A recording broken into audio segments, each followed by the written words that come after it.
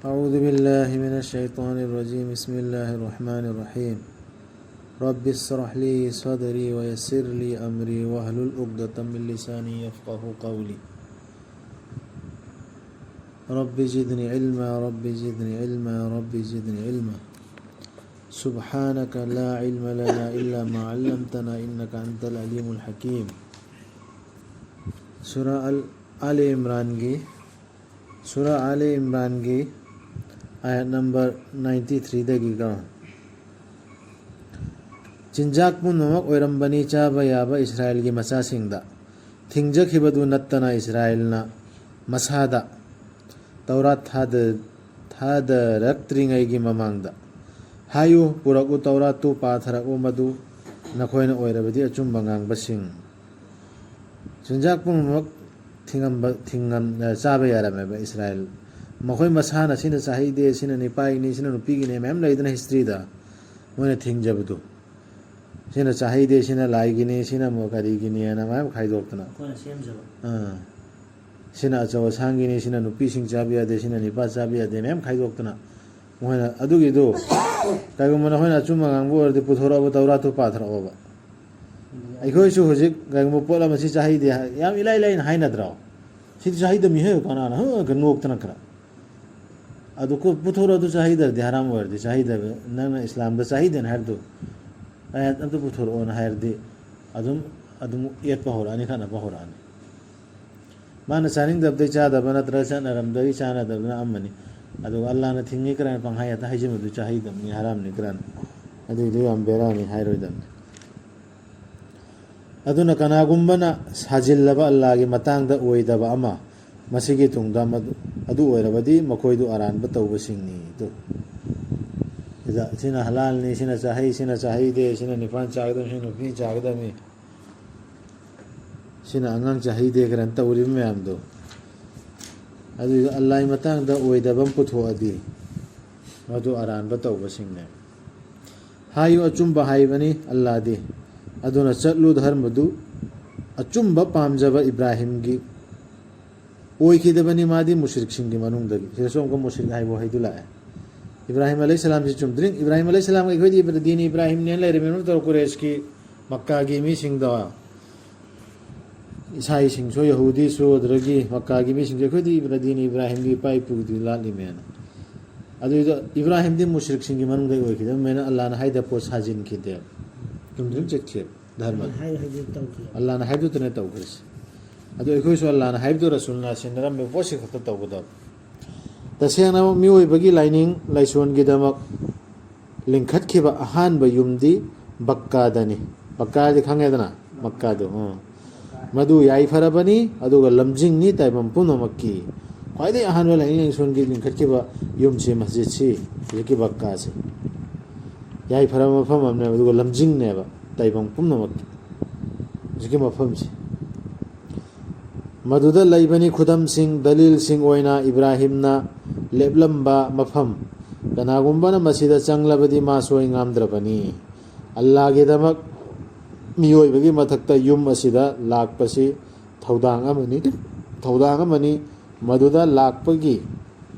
लंबी फंगजब सिंगी मथक्ता हाय लाकपसी थौदांग अमने अदो लाकप ngamba mi singi damक्तरिगो तौरु मसुंग कनागुम्बना थाजद्रबा अदु ओइरबदी तसेनमा अल्लाह दी निंग तंबनी तैमम पुनमक्तगी सिगी हाइरिबा अल्लाह की हुजिकी मफम दर खुदम लै इब्राहिम लेबम फम दलील सिंह लै रे खुदम अंगक खुदम अल्लाह की साइन लै रियबा अदु इधर चलगा अल्लाह की मयुम मनाक तुद चटपा हज तौबा उमरा तौबा चटपसे अदु इदु लचटपा ngambambi सिंह दि तंगाई फदबा थबक अमने मदु चटकदमनि हाइबदुनि अदुबु सिगी सिरा थाजद्रदे मदु ओइरबदि तसेनमा अल्लाह दे निंग अल्लाह दे कैम अवाट प लैते हाइब सिगी आया सिरा थाजद्रदे हायु ओ लै फंखरब सिंह करीगी थाजदबगे अल्लाह के आया सिंहबु अल्लाह न साखी ओइरिबसिदा नखोइना तौरिबदुगी मथक्ता अल्लाह न सेंगना फोन हाइरे आया सिना चाबिया दे मक्का सिना सिनी इब्राहिम न सुमै चलमी इब्राहिम के दिन न सिनी न हाइर मतुंग दसु करिगिन अमन होइना थाजद्रिसी ꯑꯜꯂꯥꯍꯅ ꯁꯥꯈꯤ ꯑꯣꯏꯔꯕ ꯑꯜꯂꯥꯍꯅꯁꯨ ꯑꯌꯥꯠ ꯊꯥꯔꯛꯑꯒ ꯃꯈꯣꯏꯗ ꯑꯗꯨꯅꯤ ꯍꯥꯏꯌꯣ ꯑꯣ ꯂꯥꯏꯔꯤꯛ ꯐꯪꯈ꯭ꯔꯕꯁꯤꯡ ꯀꯔꯤꯒꯤ ꯅꯈꯣꯏꯅ ꯊꯩꯗꯣꯛꯄꯒꯤ ꯑꯜꯂꯥꯍꯒꯤ ꯂꯝꯕꯤꯗꯒꯤ ꯊꯥꯖꯕꯁꯤꯡꯕꯨ ꯃꯗꯨꯕꯨ ꯑꯈꯣꯏꯕ ꯃꯥꯜꯍꯟꯅꯕ ꯍꯣꯠꯅꯗꯨꯅ ꯅꯈꯣꯏꯅ ꯁꯥꯈꯤꯁꯤꯡ ꯑꯣꯏꯈ꯭ꯔꯒ ꯑꯜꯂꯥꯍꯅ ꯈꯪꯗꯕ ꯅꯠꯇꯦ ꯅꯈꯣꯏꯅ ꯇꯧꯔꯤꯕꯗꯨ ꯑꯈꯣꯏꯕ ꯃꯥꯜꯍꯟꯅꯕ ꯍꯣꯠꯅꯗ꯭ꯔꯣ ꯑꯌꯥꯠꯁꯤꯗꯩ ꯆꯤꯡꯊꯣꯛꯑꯒ ꯑꯍꯂꯦ ꯀꯤꯇꯥꯕꯁꯤꯡꯒꯤ ꯃꯅꯨꯡꯗ ꯃꯤꯅ ꯇꯧꯋꯤꯗꯅ ꯁꯤ ꯊꯕꯛꯁꯦ ꯑꯣ ꯊꯥꯖꯕꯁꯤꯡ ꯅꯈꯣꯏꯅ ꯂꯥꯏꯔꯤꯛ ꯐꯪꯈ꯭ꯔꯕꯁꯤꯡꯒꯤ ꯃꯅꯨꯡꯗꯒꯤ ꯀꯥꯡꯕꯨ ꯑꯃꯒꯤ ꯋꯥ ꯏꯜꯂꯨꯔꯕꯗꯤ ꯑꯍꯂꯦ ꯀꯤꯇꯥꯕ ꯑꯍꯂꯦ ꯀꯨꯔꯥꯟ ꯑꯣꯏꯔꯣ ꯑꯃ ꯑꯣꯏꯔꯣ ꯂꯥꯏꯔꯤꯛ ꯐꯪꯈ꯭ꯔꯕꯁꯤꯡꯒꯤ ꯃꯅꯨꯡꯗꯒꯤ ꯃꯈꯣꯏꯒꯤ ꯀꯥꯡꯕꯨ ꯑꯃꯒꯤ ꯋꯥ ꯏꯜꯂꯨꯔꯕꯗꯤ ꯃꯈꯣꯏꯅ ꯅꯈꯣꯏꯕు ꯇꯨꯡ ꯍꯜꯍꯟꯒꯅꯤ ꯅꯈꯣꯏꯅ ꯊꯥꯖꯔꯨꯔꯕ ꯃꯇꯨꯡꯗ ꯊꯥꯖꯗꯕꯁꯤꯡ ꯑꯣꯏꯅ ꯁꯤꯗꯤ ꯌꯥꯝ ꯀꯤꯅꯤꯡꯉꯥꯏꯅꯦꯕ ꯂꯥꯏꯔꯤꯛ ꯄꯥꯔꯤꯕ ꯂꯥꯏꯔꯤꯛ ꯆꯠꯂꯤꯕ ꯂꯥꯏꯔꯤꯛ ꯄꯥꯏꯔꯤꯕ ꯀꯥꯡꯕꯨ ꯇꯧꯔꯥꯠ ꯄꯥꯏꯕ ꯖꯕꯨꯔ ꯄꯥꯏꯕ ꯀꯨꯔꯥꯟ ꯄꯥꯏꯕ ꯀꯥꯡꯕꯨꯅꯅꯤ ꯀꯥꯡꯕꯨ ꯑꯃꯅ ꯁꯨꯝ ꯑꯗꯨꯝꯕ ꯀꯥꯡꯕꯨ ꯑꯃ ꯂꯩꯌꯦꯕ ꯃꯣꯏꯅ ꯍꯥꯏꯕꯗꯨ ꯏꯜꯂꯨꯔꯕ ꯍꯥꯏꯗꯧꯔꯗꯨ ꯂꯥꯏꯔꯤꯛꯇꯩ ꯅꯠꯇꯦꯕ ꯑꯗꯨꯅꯗꯤ ꯑꯗꯨ ꯑꯣꯏꯔꯗꯤ ꯁꯣꯏꯗꯅ ꯃꯥꯡꯍꯟꯒꯅꯤ ꯃꯇꯨꯡ ꯍꯟꯒꯅꯦꯕ ꯏꯃꯥꯟꯗꯩ ꯅꯥꯟꯊꯣꯔꯛꯀꯅꯤ ꯀꯔꯝꯅ ꯅꯈꯣꯏꯅ ꯊꯥꯖꯔꯣꯏꯗꯧꯔꯤꯕꯅꯣ ꯅꯈꯣꯏꯗ ꯑꯜꯂꯥꯍꯒꯤ ꯑꯌꯥꯠꯁꯤꯡ ꯂꯦꯞꯇꯅ ꯊꯤꯊꯔꯤꯕꯁꯤꯗ ꯑꯃꯁꯨꯡ ꯅꯈꯣꯏꯒꯤ ꯅꯔꯛꯇ ꯑꯜꯂꯥꯍꯒꯤ ꯔꯁꯨꯜꯗꯨꯁꯨ ꯂꯩꯔꯒ ꯀꯅꯥꯒꯨꯝꯕꯅ ꯆꯦꯠꯅ ꯌꯥꯅꯖꯔꯕꯗꯤ ꯑꯜꯂꯥꯍꯗ ꯃꯥꯕꯨ ꯂꯝꯖꯤꯡꯕꯤꯔꯕꯅꯤ ꯆꯨꯝꯗ꯭ꯔꯤꯡ ꯆꯨꯝꯕ ꯂꯝꯕꯤꯗ ꯃꯇꯝꯗꯨꯗ ꯔꯁꯨꯜꯗ ꯍꯥꯏꯔꯛꯏꯕ ꯅꯠꯇ ꯔꯁꯨꯜꯒꯤ ꯎꯝꯃꯠꯁꯤꯡꯗꯨꯗ ꯔꯁꯨꯜꯗ ꯑꯌꯥ ꯅꯈꯣꯏꯗ ꯊꯤꯊꯔꯛꯏꯕ ꯑꯜꯂꯥꯍꯅ ꯔꯁꯨꯜꯁꯨ ꯅꯈꯣꯏꯅ ꯅꯥꯛꯇ ꯂꯩꯔꯤꯕ ꯑꯗꯨ ꯅꯈꯣꯏꯅ ꯀꯔꯤꯒꯤꯅꯣ ꯊꯥꯖꯔꯣꯏꯗꯧꯔꯤꯁꯤ ꯑꯩꯈꯣꯏꯗꯁꯨ ꯍꯧꯖꯤꯛ ꯀꯨꯔꯥꯟꯁꯨ ꯑꯩꯈꯣꯏ ꯅꯥꯛꯇ ꯂꯩꯔꯦ ꯔꯁꯨꯜꯅ ꯁꯤꯟꯅꯔꯝꯕ ꯄꯣꯠꯁꯤ ꯁꯤꯗ ꯆꯨꯝꯗ꯭ꯔꯤꯡ ꯑꯩꯈꯣꯏ ꯀꯨꯔꯥꯟꯁꯤꯗ ꯄꯥꯏꯔꯒ ꯂꯩꯔꯒ ꯀꯔꯝꯍꯥꯏꯅꯅꯣꯕ ꯑꯩꯈꯣꯏꯅ ꯀꯨꯔꯥꯟꯁꯤꯗ ꯂꯩꯊꯣꯛꯀꯗꯧꯔꯤꯁꯤ ꯊꯥꯖꯔꯣꯏꯗꯧꯔꯤꯁꯤ ꯀꯨꯔꯥꯟꯁꯤꯗ ꯑꯗꯨ ꯆꯦꯠꯅ ꯌꯥꯅꯔꯗꯤ ꯑꯜꯂꯥꯍꯗ ꯆꯦꯠꯅ ꯌꯥꯕꯗꯤ ꯀꯨꯔꯥꯟꯁꯤꯅꯤꯗꯅ ꯑꯗꯨꯗꯤ ꯆꯨꯝꯗ꯭ꯔꯤꯡ ꯆꯨꯝꯕ ꯂꯝꯕꯤꯗ ꯂꯩꯔꯕꯅꯦꯕ ꯂꯝꯖꯤꯡꯕꯤꯔꯕꯅꯦꯕ ꯃꯤꯅ ꯍꯥꯏꯕ ꯋꯥ ꯏꯜꯂꯣꯏꯗꯕ ꯀꯨꯔꯥꯟꯁꯤ ꯍꯥꯏꯔꯛꯑꯗꯤ ꯑꯜꯂꯥꯍꯅ ꯍꯥꯏꯕꯗꯨ ꯏꯟ ꯇꯥꯔꯦ ꯑꯣ ꯊꯥꯖꯕꯁꯤꯡ ꯑꯜꯂꯥꯍꯕꯨ ꯀꯤꯌꯨ ꯃꯥꯕꯨ ꯀꯤꯐꯝ ꯊꯣꯛꯄꯗꯨ ꯌꯧꯅ ꯁꯤꯔꯛꯀꯅꯨ ꯃꯨꯁꯂꯤꯝꯁꯤꯡ ꯑꯣꯏꯔꯛꯇꯅ ꯀꯤꯐꯝ ꯊꯣꯛꯄꯗꯨ ꯌꯧꯅ ꯀꯤꯌꯨꯗꯤ ꯃꯥꯅ ꯍꯥꯏꯕꯗꯨ ꯂꯣꯏꯅ ꯃꯄꯨꯡ ꯐꯥꯅ ꯏꯟꯒꯗꯕ 100% ꯃꯨꯁꯂꯤꯝ ꯑꯣꯏꯒꯗꯕ ꯃꯤꯡꯒꯤ ꯃꯨꯁꯂꯤꯝ ꯅꯠꯇꯕ ꯑꯗꯨ ꯃꯨꯁꯂꯤꯝ ꯅꯠꯇꯅ ꯁꯤꯔꯛꯀꯅꯣꯕ ꯑꯍꯂꯦ ꯁꯨꯟꯅꯠ ꯋꯥꯜ ꯖමාꯠ ꯑꯣꯏꯅꯁꯨ ꯁꯤꯔꯣꯅꯨ ꯑꯍꯂꯦ ꯍꯗꯤꯁ ꯑꯣꯏꯅꯁꯨ ꯁꯤꯔꯣꯅꯨ ꯍꯅꯐꯤ ꯑꯣꯏꯅꯁꯨ ꯁꯤꯔꯣꯅꯨ ꯃꯨꯁꯂꯤꯝ ꯑꯣꯏꯅ ꯁꯤꯔꯣ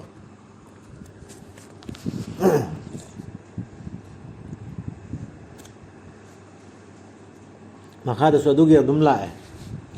ꯆꯦꯠꯅ ꯄꯥꯏꯌꯨ ꯑꯜꯂꯥꯍꯒꯤ ꯊꯧꯔꯤꯗ ꯄꯨꯂꯞ ꯄꯨꯟꯅ ꯑꯃꯁꯨꯡ ꯇꯣꯈꯥꯏ ꯇꯥꯅꯒꯅꯨ ꯑꯜꯂꯥꯍꯒꯤ ꯊꯧꯔꯤꯁꯤ ꯀꯔꯤꯅꯣ ꯀꯨꯔꯥꯟꯁꯤꯅꯦꯕ ꯇꯣꯈꯥꯏ ꯇꯥꯅꯔꯅꯣꯕ ꯁꯤꯛꯁꯤꯗ ꯄꯥꯏꯔꯣꯕ ꯃꯤ ꯑꯃꯅ ꯃꯥꯒꯤ ꯇꯐꯁꯤꯔ ꯑꯥꯔꯊ ꯊꯝꯕ ꯌꯥꯏ ꯑꯩꯅꯁꯨ ꯊꯝꯕ ꯌꯥꯏ ꯁꯣꯝꯗꯁꯨ ꯑꯩꯅꯁꯨ ꯑꯃ ꯊꯝꯃꯛꯄ ꯌꯥꯏ ꯐꯖꯕ ꯃꯑꯣꯡꯗ ꯈꯟꯅꯧ ꯇꯥꯅꯧꯕ ꯑꯩꯁꯤꯅ 100% ꯆꯨꯝꯃꯦ ꯑꯩꯁꯤ ꯂꯧꯗ꯭ꯔꯗꯤ ꯌꯥꯔꯣꯏ ꯍꯥꯏꯔꯛꯑꯗꯤ ꯑꯗꯨ ꯕꯦꯔꯥ ꯆꯦꯜꯂꯦ ꯈꯟꯅꯔꯣ ꯑꯐꯕ ꯑꯆꯨꯝꯕꯗꯨ ꯏꯐꯣꯡ ꯐꯣꯡꯅ ꯑꯩꯈꯣꯏꯗ ꯂꯩꯔꯦ ꯑꯜꯂꯥꯍꯕꯨ ꯀꯤꯕꯗꯩ ꯀꯅꯥꯒꯨꯝꯕ ꯑꯃ ꯆꯪꯖꯔꯤ ꯃꯤꯗꯣ ꯑꯜꯂꯥꯍꯅ ꯇꯥꯛꯑꯣꯏꯗꯅ ꯃꯉꯣꯟꯗ ꯇꯥꯛꯑꯅꯦꯕ ꯑꯜꯂꯥꯍꯅꯁꯨ ꯇꯥꯛꯀꯅꯦꯅ ꯍꯥꯏꯔꯤꯃꯤꯅ ꯑꯣꯔꯗꯔ ꯇꯧꯔꯤꯃꯤꯅ ꯇꯣꯈꯥꯏ ꯇꯥꯅꯒꯅꯨ ꯍꯥꯏꯔꯦꯀꯣ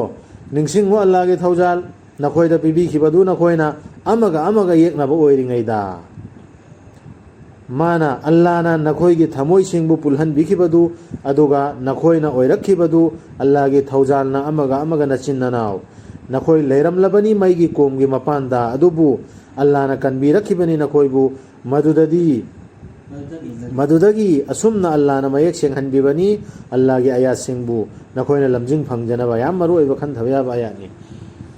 उम्मत तुम मचे मचे तादर मीसिंगसि अमना अमा हाय ग्रुप नसरानी नमा खोइना हाय यहूदी सिंगजे अचुम्बा नत्ते यहूदी ने हाय नसरानी से अचुम्बा नत्ते अरानबनी अदरे साफी ने हाय हनफी से अचुम्बा नत्ते हनफी ने हाय साफी से अचुम्बा नत्ते एलिदिस ना अमा हाय अमा मचे मचे तादर लेत्रो अदुदगी अल्लाह की थौजालना अखोइदा लारिकसि अखोइन हुजुक पारिब लारिकसि इसिनि ना ओइरे पुलहल्ले सि लारिकसि पाइदमी हायरे पुल्ले सिसे थौजाल चोबमने मचे तादर हुजुक मैगी कोम मपानदने लेपिस यान ताब्रा अदुइदुने बसिर अचौबसि फिरका खाइदोपसि सिर अचौबसि मचे ग्रुप माई मोट पीनदना इन चुम्मी इन लाल माना लाले अदुनि मैगी कोम मपानदा अदुरगी सिनि ना ओरकना लागे थौजाने अखोइदा लारिकसि अखोइ मांगदा लैरे लारिकसिन करिनो हाइरसि खंगे सिगिसि अल्लाह की थौजान आयात करी नत्रो थौजान अचौब नत्रो सिगिसिनेबा लमजिंग फंगजनबा फंबैसि अदु सिगिसिनेबा चेतना पाइ हरसिन होय तो खाइतागन हरसि सिगि लारिकसि चेन पाइगदा थोहल्लु नखोइगे मनुंगदगी जाति अमा mi singbu aphabarom da kaunaba achumba tau haina taksinnaba amasung phattaba thingnaba makhoidu mangal oiragadaba singni aikoi marak sari group ama jati ama group ama hujik sablik zamana su sigi ayasi adum from la pali eng Allah na hairsi sigi ni koi tho isher ado Allah na hairsi di afaba taunaba haibdi si Quran sina tro sina kadorsi afaba taunabsi Quran si di moina pai de to palari pai Quran si pai ga tho adi kyam phajabo ni moi thabukta sigi ayasi lo from la pali siana su pali amna su pali sini Allah na hairsi han adu phaireba thoaba afaba phatab dei thingnaba afaba taunaba mi singda any mi da hindu da how da mi khudi makta adu sina gador posi gari no sidi phone phone adum khange da adu pai dab dei neba mana magi imam na ibdu pura am du samma imam na ibdu pura adu de mai du malo de khoi na lo de na parta adu re Quran pai roga na imai ma amusula Quran mana hen khang khre khoi de khoi gi imam de gi chumba si mem pangai hai ne oiganu to khai ta khiba amasung mot khen khiba sing adugumba makhoi da dalil sing laklaba matungda makhoi du gi achauba dandini Quran si la aba matungda Taurat la aba matungda Zabur la matungda machem che to khai ta khib do adumaina oirugano makhoi du gi achauba dandine adudi achauba dandi saja phanggador si larik phangba kangbu dadro aduga phangdaba kangbu dura taijina da leiri me khoin numit aduda maithong kharadi ngaugani aduga maithong kharana mugani maithong muba singdu da haigani nakhoina thaja khidabra nakhoina thajaba oiramlaba matungda adu oirabadi haujik mahau tanglo dandigi nakhoina yakhidabadugi nakhoina kalmadi sole ipai puna hairamdana rasul sallam khaktani rasul ne loina yare Allah latpan madik chama pu Allah ne haire adu matungda mai mangda ayat se pes tau pandati hoish ayat to ga maga sana tre san dabdai di thajatre ma adu gi miduni mahau tang handosi adu midune mahau tang bai ta hair sil lari masa bumba sirane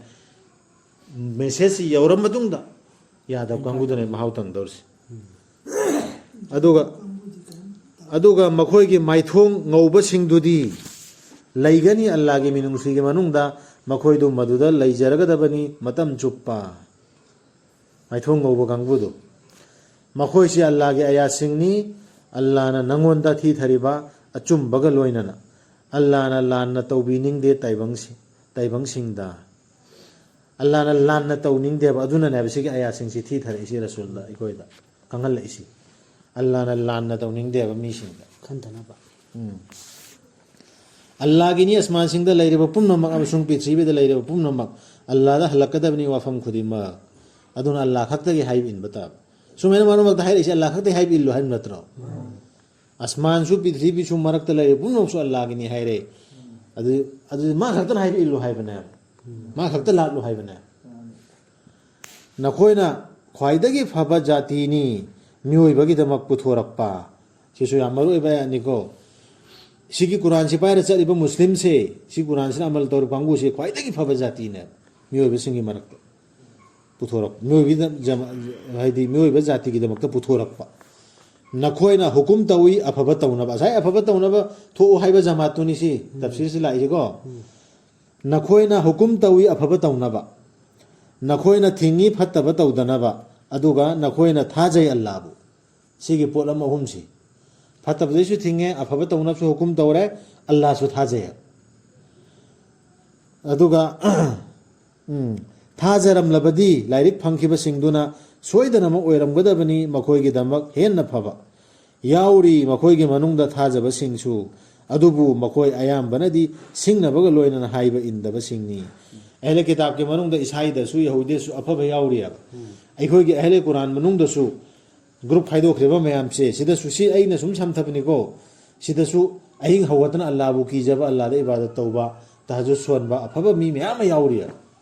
yaudro adubu ayam banadi singna baga loina na ayase har panda leitho leithok trao ayam ban leithok ke ahle kitab ke manungda yauri ab aphaba kaidonung su makhoina akaiba piba ngamloi nakhoida khara khajik waichil hanba natana siam Allah gi wadani khangoro ꯁꯤ ꯄꯨꯔꯥ ꯏꯁꯂꯥꯝꯅꯤ ꯀꯔꯤꯝꯇ ꯈꯔ ꯋꯥꯏ ꯆꯤꯜꯍꯟꯕ ꯅꯠꯇꯅꯅꯦ ꯃꯈꯣꯏꯅ ꯉꯝꯃꯣꯏꯕ ꯑꯆꯧꯕ attack ꯇꯧꯈ꯭ꯔꯗꯤ ꯃꯈꯣꯏꯅ ꯅꯈꯣꯏꯒ ꯂꯥꯟ ꯇꯧꯅꯔꯕꯗꯤ ꯃꯈꯣꯏ ꯇꯨꯡ ꯍꯟꯗꯨꯅ ꯆꯦꯟꯒꯅꯤ ꯁꯤ ꯀꯅꯥꯒꯅꯣ ꯂꯥꯟ ꯇꯧꯅꯕ ꯍꯥꯏꯔꯛꯏꯁꯦ ꯑꯍꯂꯤ ꯀꯤꯇꯥꯕ ꯂꯥꯏꯔꯤꯛ ꯐꯪꯕ ꯀꯥꯡꯕꯨ ꯃꯁꯦꯟꯅꯦ ꯁꯤ ꯅꯠꯇ꯭ꯔꯣ ꯑꯩꯈꯣꯏꯅ ꯁꯤꯗ ꯂꯥꯟ ꯊꯦꯡꯅꯕꯅ ꯀꯔꯤꯒ RSSꯒ ꯊꯦꯡꯅꯕꯒꯤ ꯃꯑꯣꯡꯗꯅꯤ ꯇꯧꯈꯠꯅꯔꯛꯏꯁꯦ ꯃꯈꯣꯏꯗꯗꯤ ꯃꯦꯁꯦꯖ ꯌꯧꯍꯟꯒꯗꯕꯗꯨꯅ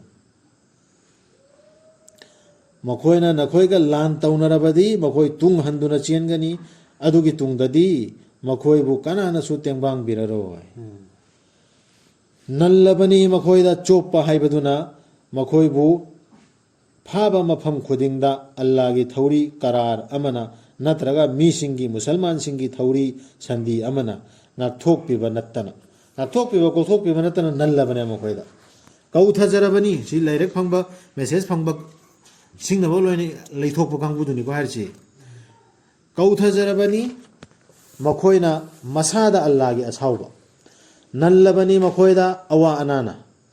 ꯍꯤꯟꯗꯨꯗꯒꯤ ꯑꯣꯏꯔꯣ ꯏꯁꯥꯏꯗꯒꯤ ꯑꯣꯏꯔꯣ ꯂꯣꯏꯅ ꯃꯦꯁꯦꯖ ꯌꯧꯔꯗꯤ ꯁꯤ ꯂꯣꯏꯅꯃꯛ ꯁꯨꯞ ꯇꯧꯔꯤꯃꯤ ꯑꯍꯂꯤ ꯀꯤꯇꯥꯕ ꯃꯨꯁꯜꯃꯥꯟꯗꯩ ꯑꯣꯏꯔꯣ ꯑꯋꯥ ꯑꯅꯥꯅ ꯅꯜꯂꯕꯅꯤ ꯃꯈꯣꯏꯗ ꯑꯋꯥ ꯑꯅꯥꯅ ꯃꯗꯨ ꯃꯈꯣꯏꯅ ꯌꯥꯈꯤꯗꯕꯒꯤꯅꯤ ꯑꯜꯂꯥꯍꯒꯤ ꯑꯌꯥꯠꯁꯤꯡꯕꯨ ꯑꯃꯁꯨꯡ ꯍꯥꯠꯈꯤꯕꯒꯤꯅꯤ ꯅꯕꯤꯁꯤꯡꯕꯨ ꯆꯨꯝꯗꯅ ꯃꯗꯨ ꯃꯈꯣꯏꯅ ꯍꯥꯏꯕ ꯏꯟꯈꯤꯗꯕꯒꯤ니 ꯑꯗꯨꯒ ꯑꯣꯏꯈꯤꯕꯒꯤꯅꯤ ꯀꯥ ꯍꯦꯟꯕꯁꯤꯡ ꯅꯕꯤꯁꯨ ꯆꯨꯝꯗꯅ ꯅꯕꯤꯅ ꯄꯨꯔꯛꯄ ꯗꯂꯤꯜꯁꯤꯡꯗꯨ ꯊꯛ ꯊꯛ ꯀꯛꯊꯠꯄ ꯀꯇꯜ ꯇꯧꯊꯣꯛꯄ ꯁꯗꯀꯜꯂꯥꯍꯨꯜ ꯑꯖꯤꯝ ꯌꯥꯔꯦ ꯁꯤꯐꯥꯎꯗ ꯉꯁꯤ